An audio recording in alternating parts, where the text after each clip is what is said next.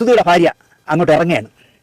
ആൽബത്തിൽ അഭിനയിക്കല്, ടെലിഫിലിമിൽ അഭിനയിക്കല്, സിനിമയിൽ അഭിനയിക്കല്, ഗൾഫ് യാത്ര, അഭിമുഖങ്ങൾ, മഞ്ജു ഭാര്യയുടെ രൂപസാദൃശ്യമുള്ള ആളാണ് ഞാൻ, മഞ്ജു ചേച്ചിയെ പോലെ ഞാൻ ഇരിക്കുന്നു എന്ന് പറഞ്ഞു. മഞ്ജു ചേച്ചിയെ എവിടെ ഇരിക്കുന്നു എന്ന് എനിക്കറിയില്ല, എനിക്ക് അഭിമാനമുണ്ട് എന്നൊക്കെ പറഞ്ഞ് അങ്ങോട്ട് ഇറങ്ങി ക്യാമറ ബെഡിലേക്ക്. അപ്പോൾ ഈ വെട്ടുകളികളെ പോലെ മറ്റേ യൂട്യൂബർമാർ പറയാൻ നടക്കുമല്ലോ ചേച്ചി ചേച്ചി എന്ന് പറഞ്ഞു. തിരുവനന്തപുരത്ത് ചെറുക്കാൻ അവിടെ പുറത്ത് അവനിവിടെ 3 പിള്ളേരായിട്ടുള്ളതാണ്. ഇനി എവിടെ പിടിച്ച് കെട്ടിക്കളയോ എന്ന് എനിക്കാണോ? രേണു സുധി എന്ന് പറയുന്നു, നിങ്ങൾ ഇന്നിട്ടിരിക്കുന്ന മേക്കപ്പ് എന്താണ്, നിങ്ങളുടെ തലയിൽ ബിഗാണോ, ഈ ഡ്രസ്സ് എവിടെ നിന്ന് എടുത്തു, മനോഹരമായിരിക്കുന്നല്ലോ, മഞ്ജു വാര്യരെ പോലെ ഉണ്ടല്ലോ എന്നൊക്കെ ഈ ചെറുക്കൻ ചോദിക്കുന്നുണ്ട്. അപ്പോൾ ഇത്രയും ആയപ്പോഴേക്കും ഇവരൊരു 1-1.5 ആളായി അവർക്ക് തോന്നി. അപ്പോൾ അതാ വരുന്നു അതുവരെ പിക്ചറിലില്ലാത്ത ഒരു തന്ത. ഇവരുടെ തന്ത എന്നാണ് പറയുന്നത്. പഴയ ചേച്ചിയും ചേച്ചിയുടെ കെട്ടിയവനും കുറേ കുട്ടികളും. ആദ്യ ഭാര്യയിലെ സുധിയുടെ മോൻ ജീവനും കൊണ്ടോടി സുധിയുടെ അമ്മയ്ക്കൊപ്പം ജീവിക്കുന്നു. അവനെ ആനിമേഷനൊക്കെ 24 ഫ്ലവേഴ്സ് ചാനൽ പഠിപ്പിക്കുകയാണ്. ഉറപ്പായിട്ടും ആ കുട്ടിക്ക് 24-ൽ ഒരു ജോലി കൊടുക്കും, അവൻ ആനിമേഷനിൽ ശ്രദ്ധേയനാകട്ടെ. യൂട്യൂബർമാർ സ്ഥിരം പുറമി സുധിയുടെ ഭാര്യയോടൊപ്പം അവിടെ വീട്ടിൽ തമ്പടിച്ച് കിടക്കണമെന്നേ. എവിടെ പോയാലും ഒരു 25 യൂട്യൂബർമാർ പിന്നാലെ.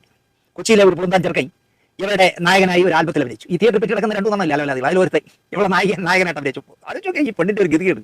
ചിത്രീകരണത്തിനിടയിൽ അവൻ ഈ പെണ്ണുപിള്ളയ്ക്ക് ഒരു ഉമ്മം കൊടുത്തു. ഇടി ഇവളൊരു അടി കൊടുക്കുന്നു. ഷൂട്ടും തൊഴിൽ പലരും വന്ന് ഇങ്ങനെ മുഖത്തേക്ക് കുത്തിപ്പിടിച്ച് അതിൽ കൊണ്ട് ചേർത്ത് നിർത്തി ചെറുക്കപ്പോൾ ജഗതി ആക്കുമ്പോഴായിക്കൊണ്ടിരിക്കുന്നു ഇടി. അപ്പോൾ ഇടി മാറ്റം എന്നാലും വിചാരിച്ച് എവിടെ ഉമ്മ കൊടുക്കാൻ പറ്റിയല്ലോ.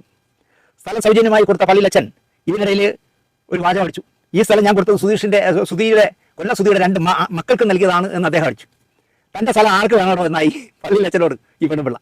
അപ്പോൾ അവ വരുന്ന വീട് വെച്ച് നൽകിയ ആൾ ചോർന്ന് വിൽക്കുന്ന വീട് വെച്ച് തന്ന് ഞങ്ങളെ പറ്റിച്ചു അല്ലടാ നീ എന്ന് അയാളോട്. അപ്പോൾ പിന്നെ മതിൽ കെട്ടി കൊടുത്ത മറുനാടൻ ഷാജനെ വെറുതെ വിടുന്നത് ശരിയല്ലല്ലോ. അവൻ ആര് മറുനാടൻ ഷാജ കടുവയെ കിടു പിടിച്ചെന്ന് പറഞ്ഞ പോലെ മറുനാടൻ ഷാജനെ പറ്റി ചോദിക്കുകയാണ്. അവനാര് ഒരു യൂട്യൂബർ, എന്നെ വരട്ടാൻ അവനാര്, അവൻ പിണറായിക്ക് വരട്ടിയാൽ മതി, എന്നെ വരട്ടിയാൽ അവൻ വേറെ പറയും അവർ യൂട്യൂബർ എന്ന് പറഞ്ഞാൽ അവര് എന്നെ വരട്ടാൻ എന്നൊക്കെ പറഞ്ഞു. കുറേ തുറി ഈ പെണ്ണുപിള്ള പിറകെ അതിൻ്റെ തന്ത ഷാജൻ ബേസ്മെന്റ് കരികല്ലുകൊണ്ട് കെട്ടാതെ. അപ്പോൾ നിങ്ങളെല്ലാം കൂടെ എന്തുകൊണ്ട് ഞങ്ങളുടെ രേണു ചേച്ചിയുടെ റീച്ച് അങ്ങ് കുറച്ചാൽ. അപ്പോൾ സോഷ്യൽ മീഡിയയിൽ ചേച്ചിക്ക് റീച്ച് വളരെ കുറവാണ് എന്നാണ് പറയുന്നത്. ചേച്ചി അങ്ങനെ തളർത്തുന്നത് ഞങ്ങൾ സമ്മതിക്കില്ല. അതുകൊണ്ട് ചേച്ചിയുടെ കുറച്ച് പഴയ വീഡിയോകളാണ് നമ്മൾ വെക്കുന്നത്. പഴയ വീഡിയോ ശാന്തിവിള ദിനേശ് റിയാക്ട് ചെയ്യുന്നൊരു വീഡിയോ ആണ് നിങ്ങൾക്ക് വെക്കുന്നത്. അപ്പോൾ എൻ്റെ പ്രിയമുള്ളവരെ ഞാനൊരു കാര്യം പറയുകയാണ്, നിങ്ങളാരും ഈ വീഡിയോ സ്കിപ്പ് ചെയ്യില്ല, അവസാനം വരെ കാണുക. അപ്പം നമ്മളെ ഒന്ന് സപ്പോർട്ട് ചെയ്യുന്ന കാര്യം കൂടി പരിഗണിക്കുക. നമുക്ക് നേരെ ആ വീഡിയോയിലേക്ക് പോകാം. സിമെന്റ് കേട്ടോട്ട് മതിൽ കെട്ടി കളഞ്ഞു എന്ന് പറഞ്ഞു. അതായത് ആലോചിച്ച് നോക്കൂ, 2 ലക്ഷം രൂപ മുടക്കി ഒരു മതിൽ കെട്ടി കൊടുത്ത മനുഷ്യനെ വിളിക്കുന്ന തെറി കേൾക്കണം നിങ്ങൾ. ഇങ്ങനെ എന്താ പറയുക, തെറിയോട് തെറി സഹായിച്ചവരെ മുഴുവൻ വിളിക്കുകയാണ്. ഇതിനിടയിൽ ആക്സിഡൻറ്റ് ക്ലെയിം കിട്ടും. ഈ സുധി മരിച്ചതിൻ്റെ ആക്സിഡൻറ്റ് ക്ലെയിം കിട്ടും. ആ ക്ലെയിം 4 ഭാഗിക്കണം എന്നാണ് പറയുന്നത്. സുധിയുടെ അമ്മയ്ക്ക്, സുധിയുടെ ആദ്യ ഭാര്യയിലെ മകന്, ഈ 2ാം ഭാര്യയ്ക്ക്, 2ാം ഭാര്യയിലുള്ള കുട്ടിക്ക് 4 പേർക്കാണ് വീതിക്കേണ്ടത്. പക്ഷേ അതൊന്നും കൊടുക്കാൻ കഴിയില്ല എന്നൊക്കെയാണ് ഈ പെണ്ണുപിള്ള പറയണത്.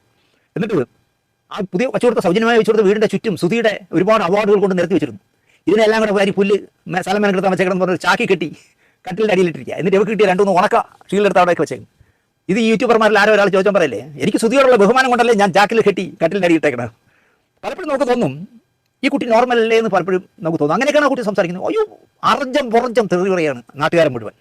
എൻ്റെ വീട്ടിൽ എൻ്റെ ചേച്ചിയും കിട്ടിയെന്നല്ല നീയാണോടാ താമസിക്കാൻ എന്നാണ് ഒരു യൂട്യൂബറോട് ചോദിക്കുന്നത്. ചോദിച്ച് എന്താ പറയുക, ഒരു പരിവമാക്കുന്നു അവർക്കെന്ന് പറയാം. ഇനി നിങ്ങൾക്ക് ആർക്കെങ്കിലും ഈ ചെറുക്കനെ വളർത്തണമെങ്കിൽ ഇതിനെ എടുത്തോന്നാണ് പറഞ്ഞത്. അത് സുധി 2ാമത് കല്യാണം ചെവക്ക് ഉണ്ടായ കുട്ടിയിൽ അതിനെയും വേണമെങ്കിൽ ആർക്കെങ്കിലും കൊടുക്കാമെന്നാണ് പറഞ്ഞത്. ചിലപ്പോൾ ഉള്ളു പോയി ഒരു മഞ്ജുവാരായി കഴിയുമ്പോൾ ഈ കൊച്ചിനെ കൊന്നുകളയുമെന്നാണ് ഞാൻ ആലോചിക്കുന്നത്. പട്ടിണി കിട്ടൊക്കെ വേണമെങ്കിൽ കൊന്നുകളയും. പോലീസ് അത് അന്വേഷിക്കണം, ഓർക്കണം, അടുത്തുള്ളവരൊക്കെ അത് ഓർത്ത് വെച്ചോളണം, അല്ലെങ്കിൽ യൂട്യൂബർമാർ നോക്കിയോളണം എന്ന് ഞാൻ പറയും. കാരണം തരുമ്പോൾ പോലും ആ കുട്ടിയോട് സ്നേഹം കാണിക്കുന്നില്ല. ഇതിനിടയ്ക്ക് സിന്ധു പറയുന്നത് കേട്ടു, ആ ആദ്യ ഭാര്യയിലുള്ള മകൻ വന്ന് ഒരു കൂട്ടുകാരനായിട്ട് വന്നിട്ട് ആർക്കും വേണ്ടാതെ ആ വീട്ടിനകത്ത് കിടക്കുന്ന കൊച്ചിനെ എടുത്ത് പുറത്ത് കൊണ്ടുപോയി ഇവിടെ ഹോട്ടലിൽ കൊണ്ടുവന്ന് ആഹാരം വാങ്ങി കൊടുത്ത് മധുരം മിഠായിയോ ലഡ്ഡുവോ ഒക്കെ വാങ്ങിക്കൊടുത്ത് കുട്ടിയെ തിരിച്ചുണ്ടാക്കിയിട്ട് അവൻ പോയി. അയ്യോ, ഈ കുട്ടിയുടെ കാര്യം വളരെ ശ്രദ്ധിക്കണം. ഇല്ലെങ്കിൽ ചിലപ്പോൾ ആ കുട്ടിയുടെ ജീവൻ അപകടമാകാം. കാരണം ഒരു ബാധ്യതയായി വരില്ലേ ഈ പയ്യൻ. ഇനിയിപ്പോൾ സിനിമയിലും സീരിയലിലും ഗൾഫ് യാത്രയൊക്കെ കഴിഞ്ഞ് എല്ലാം ആയി മഞ്ജു ചേച്ചിയായിട്ട് വരുമ്പോൾ വേറൊരു ഏതെങ്കിലും ഒരു പേങ്ങം വന്ന് വീഴും കെട്ടായി. അപ്പോൾ ഈ കുട്ടി ഒരു ബാധ്യതയാവും. ഈ അവളുടെ തന്തയെ കണ്ടിട്ട് ഈ കുട്ടിയെ നോക്കും തോന്നില്ല. അയ്യോ എൻ്റെ മോളുടെ കുട്ടിയല്ലേ എന്നുള്ള ഒരു വാത്സല്യവും ആ കുട്ടി ആരും ശ്രദ്ധിക്കുന്നില്ല. അനാഥ കുട്ടിയായിട്ട് ആ വീട്ടിൽ അങ്ങനെ നടക്കുന്നു കൊച്ച്. ഇങ്ങനെ എന്താ പറയുക, കൈ കിട്ടുന്നവന്മാരെയൊക്കെ പുറഞ്ചം തോന്നുന്നൊക്കെ വിളിച്ച് കൂട്ടുന്നതാണ് ഇപ്പോൾ യൂട്യൂബിലെ ട്രെൻഡ് ഈ പെണ്ണുപിള്ളയുടെ. ഇനിയിപ്പോൾ നമ്മളെ കണ്ടിട്ട് ആരെങ്കിലും പറഞ്ഞു കൊടുക്കും, ആ ശാന്തിയുള്ള ദിനേശ് നിങ്ങളെ പറ്റി ഇങ്ങനെ പറഞ്ഞു, അവൻ ആര് പട്ടി, അവൻ എന്നെ പറയാൻ ആര്, ഒരു യൂട്യൂബറല്ലേ, ഇവൻ്റെ ചിലപ്പോൾ ഞാൻ കഴിയുന്ന ചിലപ്പോൾ എന്നെയും പറയാം. എനിക്ക് പേടിയിട്ട് സത്യത്തിൽ ഈ പെണ്ണുപിള്ളയെ കുറിച്ച്. 24 ചാനൽ ഒരു ജോലിയും പുല്ലും നൽകാമെന്ന് പറഞ്ഞിട്ടില്ല എന്നും ഒക്കെ തെയ് എന്നാൽ അലക്കുകയാണ് ഈ പെണ്ണുപിള്ള. ഇതേപ്പം എന്താ പറയുക, ഒരു സ്റ്റോറി ചെയ്യുമെന്ന് ഒരുപാട് പേര് പറഞ്ഞതുകൊണ്ടാണ് ഇതിൽ ഇടപെടാതിരിക്കുന്നതാണ് നല്ലത് എന്നാണ് ഞാൻ വിചാരിച്ചത്. കാരണം മറുനാടൻ ഷാജന വരെ തെറി വിളിച്ചോളാവുമ്പോൾ നമ്മളെപ്പോലുള്ള സാധുക്കളേക്ക് അവൾ എന്തൊക്കെ ചെയ്യുമെന്ന് പറയാൻ പറ്റില്ല. ഒന്നാമത് സ്ത്രീയല്ലേ, സ്ത്രീപക്ഷ സർക്കാരല്ലേ ഭരിക്കണേ. ചെന്ന് മുഖ്യമന്ത്രിക്ക് ഒരു പരാതി കൊടുക്കുക, ഇവിടുന്ന് തിരുവനന്തപുരത്ത് നിന്ന് തന്നെ ഇപ്പം ഉണ്ടാസ് പോകും, നിന്നെ പറ്റി ഇങ്ങനെ പറഞ്ഞിരിക്കുന്നു, മുഖ്യമന്ത്രിക്ക് ഒരു ആത്മഹത്യാ ഭീഷണി കൊടുക്കൂ എന്നൊക്കെ പറഞ്ഞ് പ്രേരിപ്പിക്കും വേണമെങ്കിൽ. അപ്പോൾ തന്നെ മുഖ്യമന്ത്രി എടുത്ത് സൈബർ സെല്ലിൽ കൊടുക്കും, ഇവനെ പൊക്കിയാകത്തോടു, കമ്മ്യൂണിസ്റ്റുകാരനൊന്നും നോക്കണ്ട, പൊക്കിയാകത്തോടു എന്ന് പറയും. അതുകൊണ്ട് എനിക്ക് പേടിയുമുണ്ട്. എന്തായാലും മറുനാടൻ ഷാജനെ സഹായിച്ചതിൻ്റെ പേരിൽ വിളിക്കുന്ന അവഹേളന കേൾക്കുമ്പോൾ എനിക്കും പേടിയുണ്ട്, എന്നെയും ചീത്ത വിളിക്കാൻ സാധ്യതയുണ്ടെന്ന്. ഇതിലപ്പുറം എന്ത് പറയാനല്ലേ. എന്തായാലും പ്രിയമുള്ളവരെ, ചേച്ചി കാലാകാലങ്ങളോളം നമുക്കൊരു കണ്ടന്റായി ഒളിമങ്ങാതെ നിറമങ്ങാതെ സോഷ്യൽ മീഡിയ കത്തി നിൽക്കട്ടെ എന്ന് ഞാൻ പ്രതീക്ഷിക്കുന്നു, പ്രത്യാശിക്കുന്നു, പ്രാർത്ഥിക്കുന്നു.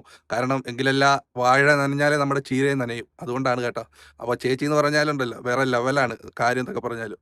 അപ്പോൾ എന്തായിരുന്നാലും ചേച്ചി കത്തിക്കട്ടെ, അതിനോടൊപ്പം നമുക്കും അതുകൊണ്ട് പ്രയോജനം ഉണ്ടാകട്ടെ. ചേച്ചി ഇതുവരെ എത്തിച്ചത്, ഞാനൊക്കെ ചെറിയ യൂട്യൂബറാണ്, പക്ഷേ എന്നെപ്പോലുള്ള എന്നെക്കാട്ടിലും വലിയ വലിയ യൂട്യൂബർമാരാണല്ലോ ഇവിടം വരെ എത്തിച്ചത്. അപ്പോൾ ചേച്ചിക്ക് ഇങ്ങനെ ഒരു ഡൗൺ സമയം വരുമ്പോൾ ആരും കൈവിട്ടിട്ട് പോകത്തില്ല, എല്ലാവരും റിയാക്ട് ചെയ്യും. അങ്ങനെ ചെയ്യൂ, എല്ലാവരും ചെയ്യൂ, ചേച്ചിയെ വീണ്ടും മുമ്പോട്ട് കൊണ്ടുവരും. അപ്പോൾ നമുക്ക് വേറൊരു ടോപ്പിക്കായി വീണ്ടും കാണാം. അതുവരെയും എല്ലാവർക്കും ബൈ.